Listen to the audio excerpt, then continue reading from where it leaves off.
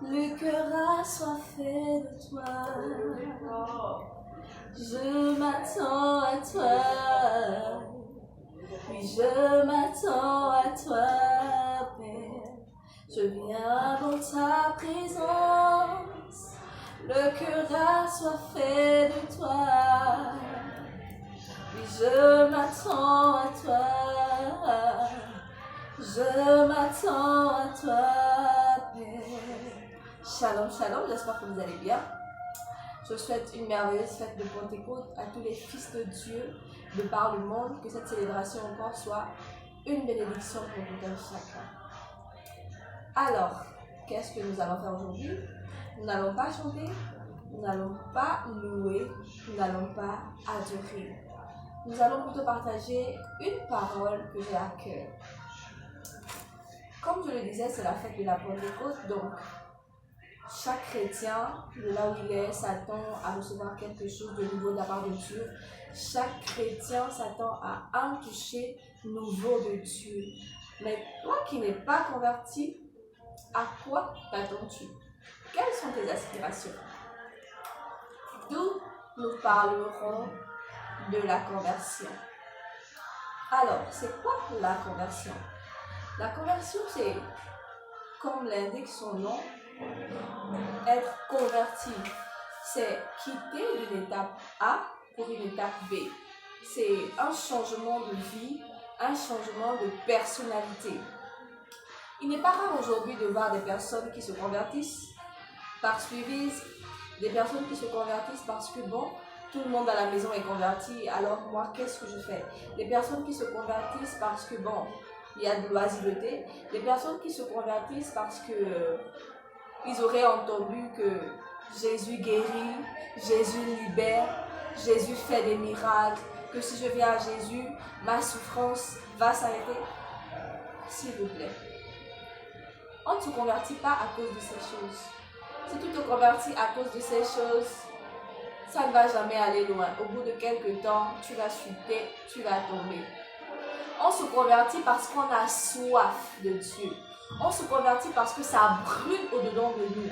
On se convertit parce qu'au fond de nous, on en est convaincu.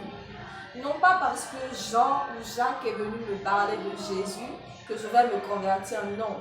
Ce n'est pas parce que Pierre a passé son temps à m'inviter à l'église, dans les programmes, que je vais me convertir, non. On se convertit parce que ça brûle au-dedans de nous. Parce qu'au-dedans de nous, il y a cette voix-là qui dit non, détourne-toi, change de vie, fais ceci, abandonne ceci. C'est cela, la conversion. Alors, toi qui t'es converti par suivisme, par oisiveté, je t'invite à revenir. Il n'est pas tard. Je t'invite à revenir. Écoute ceci. Une fausse conversion ne produit pas de fruits. Une fausse conversion, elle ne produit pas de fruits. Seule une vraie conversion produira du fruit en son temps. Seule une vraie conversion produira du fruit en son temps. La Bible dit quoi? La Bible dit que c'est l'Esprit de Dieu qui convainc de péché, de justice et de jugement. Alors, laissez l'Esprit de Dieu vous convaincre. Ne précipitez pas les choses. La vie chrétienne, ce n'est pas une course. La conversion, ce n'est pas une course.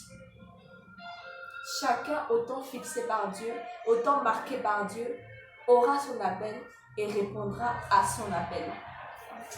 De la même manière que les animaux dans l'arche n'étaient pas entrés au même moment, de la même manière que chacun entrait à son rythme, de cette même manière-là, chacun sera attiré à Dieu, autant fixé.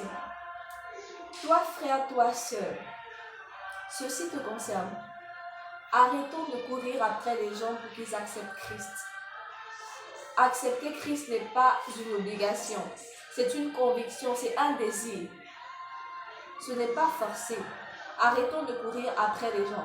Parce que ce que nous engendrons en faisant ça, ce sont de fausses conversions. Des conversions de 2 mois, des conversions de 3 mois. Et après ça, plus rien. Tout est fini.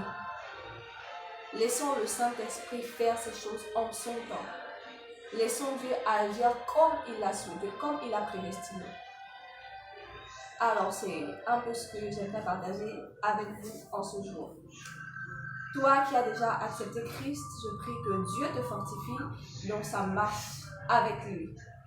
Et toi qui n'as pas encore fait l'expérience de la croix, toi qui n'as pas encore rencontré Jésus, je prie que ce même amour-là qui m'a attiré à lui, t'attire aussi à lui.